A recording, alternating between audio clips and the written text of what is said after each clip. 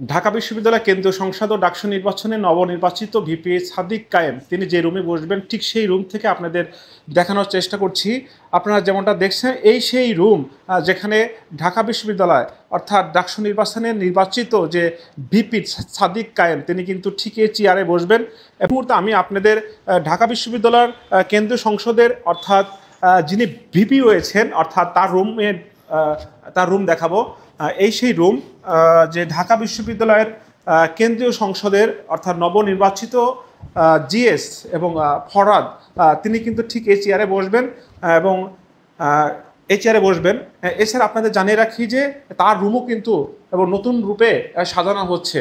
ঠিক এই মুহূর্তে আমি আরও ঢাকা বিশ্ববিদ্যালয় ডাকসু নবনির্বাচিত অন্য যে সকল সদস্য রয়েছেন তাদের রুমগুলো আমি একটু চেষ্টা করব। এই মুহূর্তে আমি দেখাবো ডাকসুর সহ সাধারণ সম্পাদক ঠিক তার কিন্তু রুম এইটা। তিনি কিন্তু তার একটা ব্যতিক্রম যে একটা টেবিল রয়েছে তার সামনে রয়েছে কাঠের চেয়ার। তিনি কিন্তু কাঠের চেয়ারে বসে কিন্তু এই ঢাকা বিশ্ববিদ্যালয়ের কার্যক্রম পরিচালনা করবেন। আপনাদের জানিয়ে রাখি তার রুমও কিন্তু নতুন রূপে সাজানো হচ্ছে। ঠিক এই মুহূর্তে আমি ডাকসুর যে অন্য